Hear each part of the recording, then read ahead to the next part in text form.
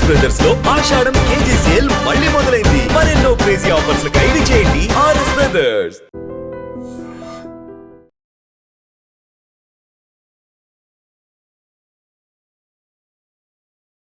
నమస్తే, welcome to I dream talking point with కవిత.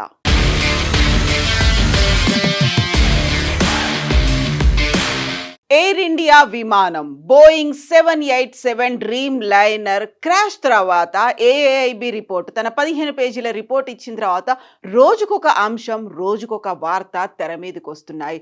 అనుమానాలు, అభిప్రాయాలు ఎలా ఉన్నప్పటికీ వాటన్నిటినీ సాంకేతికంగా ఇప్పుడు ఛేదించాల్సినటువంటి అవసరం అయితే ఉంది. ఏఐబి తన ప్రిలిమినరీ రిపోర్ట్ని 15 పేజీల రిపోర్ట్ని 30 రోజుల్లోపు అందించాలి కాబట్టి అందించింది. అందులో కాక్పిట్ వాయిస్ రికార్డర్లో రికార్డ్ అయినటువంటి 2 మాటల గురించి మాత్రం ప్రత్యేకంగా మెన్షన్ చేసింది. దాంతో యుఎస్ మీడియా అంతా ఆ తప్పు కమాండ్ ఇన్ కంట్రోల్ సుమిత్ సబర్వాల్దే అన్నట్టుగా తేల్చిపడేయడంతో డీజీసీఏ కొంచెం సంయమనం పాటించండి, అప్పుడే కంక్లూషన్స్కి రాకూడదు అంటూ యుఎస్ మీడియాకైతే ఒక సజెషన్ అయితే ఇచ్చింది, ఒక అడ్వైజరీని జారీ చేసింది.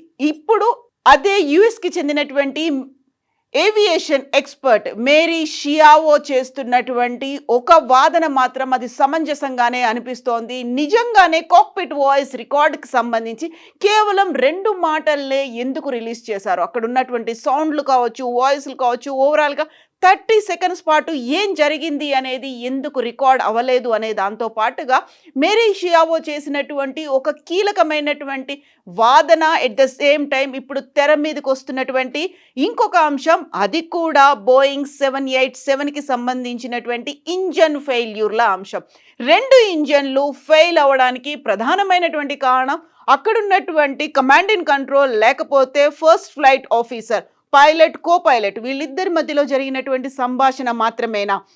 అది కేవలం అక్కడ కాక్పిట్లో జరిగినటువంటి ఒక ఇంజన్ కాక్పిట్లో ఉంటే ఇంకొక ఇంజన్ టెయిల్ ఎండ్లో ఉంటుంది. ఈ 2 ఇంజన్లు ఎట్ ఏ టైం ఫెయిల్ అవ్వడానికి అక్కడ హ్యూమన్ ఎర్రరే ఉంది అన్నట్టుగా, అది కూడా సుమిత్ సబర్వాల్కి డిప్రెషన్లో ఉండడం, ఒత్తిడికి లోనవ్వడం వల్ల ఆయనే చేశాడు అన్నట్టుగా యుఎస్ మీడియా కథనాలు రావడం, అందులోనూ ప్రధానంగా వాల్ స్ట్రీట్ జర్నల్ దాన్ని వెరీ ఫస్ట్ టైం మెన్షన్ చేయడం, దాన్ని మిగతా పేపర్లు కూడా క్యారీడ్ అవుట్ చేయడంతో మేరీ షియావో చేస్తున్నటువంటి వాదన మాత్రం చాలా డిఫరెంట్గా ఉంది. అది హ్యూమన్ ఎర్రర్ అయి ఉండదు.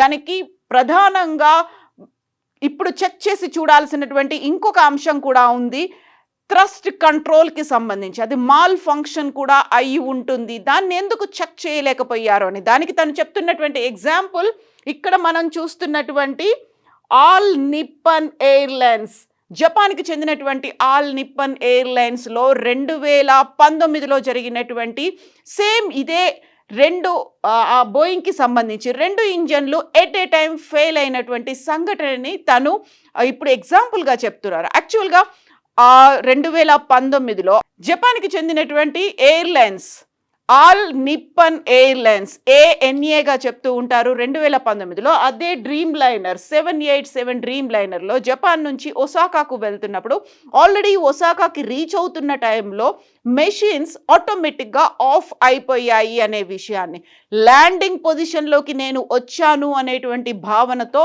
ఆ మెషిన్స్ అనేవి, ఆ ఇంజన్స్ అనేవి స్విచ్ ఆఫ్ అయిపోయాయి. అదే సంఘటన ఎయిర్ ఇండియా అహ్మదాబాద్లో కూడా జరిగి ఉంటుంది అనేది. వాటికి ఆటోమేటిక్గా స్విచ్ ఆఫ్ అయ్యేటువంటి ఒక కెపాసిటీ ఉంటుంది. ఆ టైంలో ఈ ANAకి సంబంధించినటువంటి డ్రీమ్ లైనర్ ల్యాండింగ్ టైంలోనే అది నేను ల్యాండ్ అయిపోయాను, నేను ఇప్పుడు ల్యాండ్ మీద ఉన్నాను అనే భావంతో 2 ఇంజన్లు ఆటోమేటిక్గా స్విచ్ ఆఫ్ అయిపోయాయి. చివరికి అక్కడ ఉన్నటువంటి విమానాశ్రయ అధికారులు దాన్ని ఇతర వాహనాలతో రన్వే మీదకి ప్రాపర్గా తీసుకురావాల్సినటువంటి సిచ్యువేషన్ అనేది 2019లోనే ఏర్పడింది. దాన్ని ఎందుకు మనం గుర్తు చేసుకోలేకపోతున్నాము? ఇక్కడ మాన్యువల్గా హ్యూమన్ ఎర్రరో లేకపోతే ఇంకోటో జరగడానికి లేదు. ఎందుకంటే అదంతా ఈజీగా కాదు, చాలా జస్ట్ లైక్ దట్ ఊరికే బటన్ ఆఫ్ చేసి ఆన్ చేసినట్టు చెప్పినట్టుగా కాదు అనేటువంటి మాట చాలా క్లియర్గా మేరీ షియావో చెప్తున్నటువంటి మాటను బట్టి చూస్తే మళ్ళీ దాన్ని ఒకసారి ఇన్వెస్టిగేషన్ ఇన్ డెప్త్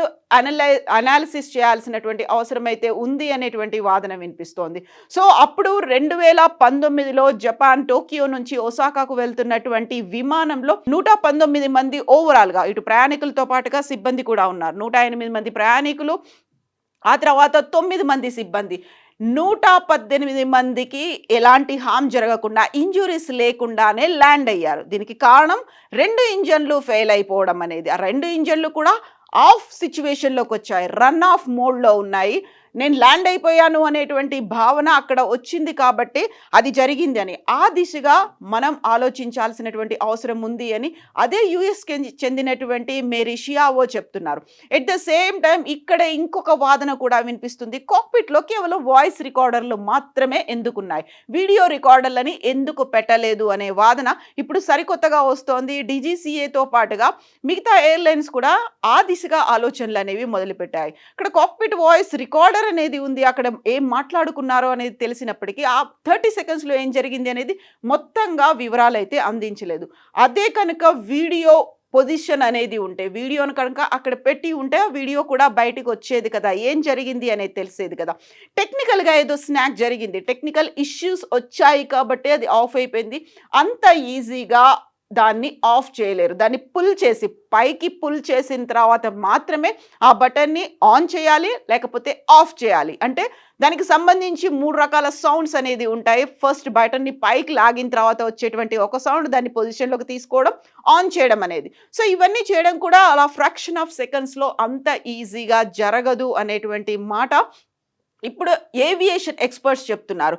సో దీంతో పాటుగా థ్రటిల్ కంట్రోల్ మాల్ ఫంక్షన్ అకామిడేషన్, దీన్ని కూడా చెక్ చేయాల్సినటువంటి అవసరం ఉంది. కేవలం బ్లాక్ బాక్స్ సివిఆర్ను మాత్రమే ఎందుకు చెక్ చేస్తున్నారు అనేది. ఈ థ్రటిల్ అనేది అక్కడ ఒక సస్పెన్షన్ పెడల్ లాగా పనిచేస్తుంది, యాక్సిలరేటర్ లాగా పనిచేస్తుంది. ఒకవేళ అక్కడ ఉన్నటువంటి ఇంజన్స్ కనుక ఫెయిల్ అయిపోతే, అక్కడ పని చేయలేదు లేకపోతే ఆఫ్ అయ్యాయి అనుకుంటే, ఇది మాన్యువల్గా దానికి కావలసినటువంటి సపోర్ట్ని ఇస్తుంది కాబట్టి, ఒక పెడల్ లాగా పనిచేస్తుంది కాబట్టి దాన్ని చెక్ చేయాల్సిన అవసరం ఉంది కదా అనేటువంటి ఒక వాదన మేరీ షియావో తీసుకొచ్చారు. కాబట్టి దాని మీద కూడా ఫోకస్ పెట్టాల్సినటువంటి అవసరం అయితే ఉంది.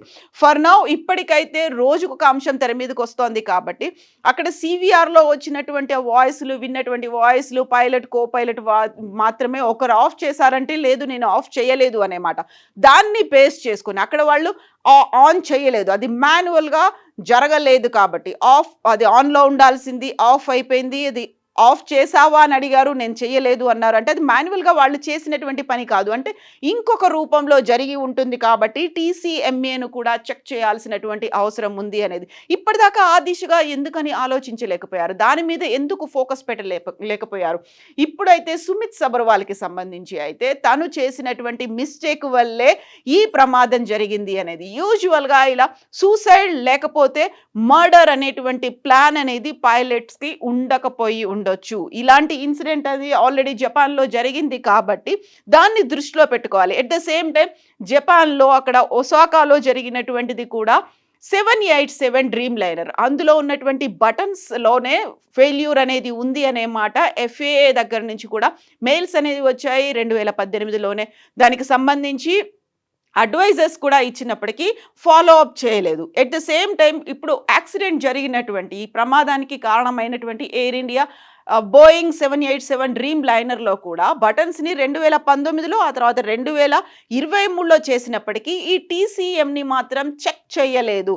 అది చెక్ చేసి ఉంటే ఈ ప్రమాదం జరగకపోయి ఉండేది అనేటువంటి వాదన. యాక్చువల్గా ఈ సరికొత్త వాదనలు ఇవన్నీ వస్తున్నాయి కాబట్టి ఇప్పుడు రెస్పాండ్ అవ్వాల్సింది, లేకపోతే దానికి సంబంధించి ఇమ్మీడియట్గా ఉన్నటువంటి మాల్ ఫంక్షన్స్ని ఏదైతే ఫాల్ట్స్ ఉన్నాయో దాన్ని చెక్ చేయాల్సినటువంటి అవసరం అయితే బోయింగ్కి అయితే ఉంది.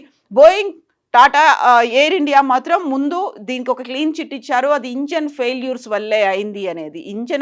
ఇంధనం అందలేదు ఇంజన్స్కి, దానివల్లే ఫెయిల్యూర్ అనేది. బట్ ఇప్పుడు సరికొత్తగా వస్తున్నటువంటి వాదనలు, ఏవియేషన్ ఎక్స్పర్ట్స్ వినిపిస్తున్నటువంటి ఎగ్జాంపుల్స్ వీటన్నిటిని బేస్ చేసుకొని ఫర్దర్గా ఇంకా ఇన్వెస్టిగేషన్ అయితే జరగాల్సిన అవసరం ఉంది. ఫర్ నౌ సుమిత్ సబర్వాల్ చేసినటువంటి తప్పు ఏదీ లేదు అనేది మాత్రం వాదన సరికొత్తగా వినిపిస్తోంది. ఒక కంక్లూజన్స్కి రాకూడదు అని డీజీసీఏ లేట్గా ఆయన రెస్పాండ్ అయింది. దానికి సంబంధించి ఒక అడ్వైజెస్ అయితే ఇచ్చింది. But further investigation, in depth investigation ఎప్పటికి వస్తుంది? ఇన్వెస్టిగేషన్ అయితే జరుగుతోంది అనేది ఉన్నప్పటికీ రిపోర్ట్ని ఎప్పటికి బయట పెడతారు? 30 days ఒక టైం లిమిట్ అనేది ఉంది ఒక యాక్సిడెంట్ జరిగిన తర్వాత. కాబట్టి ఏఐబి తన రిపోర్ట్ని బయట పెట్టింది. బట్ ఇప్పుడు ఇన్ డెప్త్గా జరిగేటువంటి దీనికి టైం లిమిట్ ఏదైనా ఉందా? టైం బౌండ్ అనేది లేకపోవడం వల్ల ఎంత టైం పడుతుంది? కంక్లూజన్స్ ఏమున్నాయి? ఓవరాల్గా అయితే హ్యూమన్ ఎర్రర్ వల్ల జరిగి ఉండకపోవచ్చు, టెక్నికల్గానే జరిగి ఉంది అనేటువంటి ఒక వాదన వచ్చింది. కాబట్టి ఆ దిశగా కూడా ఇన్వెస్టిగేషన్ జరుగుతుందా? ఎంత టైం తీసుకుంటుంది? బట్ ఎందుకని యుఎస్ మీడియా సుమిత్ సబర్వాల్ మీదే ఆ పని చేయగలిగింది? బోయింగ్ ఏదైనా పిఆర్ గేమ్స్, పిఆర్ స్టంట్, దానికి లాబింగ్ అనేది చేసుకుందా? మీడియాతో కలిసిపోయిందా? కావలసినట్టుగా మేనేజ్ చేసుకుందా అనేటువంటి డౌట్లు వస్తున్నాయి. యాక్చువల్గా మీరేమనుకుంటున్నారు? ఏం జరిగి ఉంటుందని మీరు భావిస్తున్నారు? కామెంట్స్ రూపంలో తెలియచేయండి. నిజంగా ప్రస్తుతం ఉన్నటువంటి సమాజం దేనికి ప్రయారిటీ ఇస్తుంది? ఆర్థిక సంబంధాల చుట్టూ మాత్రమే తిరుగుతోంది. మళ్ళీ ఎన్నికలంగానే చాలా విరక్తి కలుగుతున్నాం. మంచి అనిపిస్తుంది కదా, లేడీస్ కూడా ఛాలెంజింగ్ జాబ్స్ చేసినప్పుడు చాలా బాగుంటది. ఫుడ్ డెలివరీ ఇవ్వటానికి వెళ్ళినటువంటి డెలివరీ బాయ్ అనిల్ పై కళ్ళ ముందు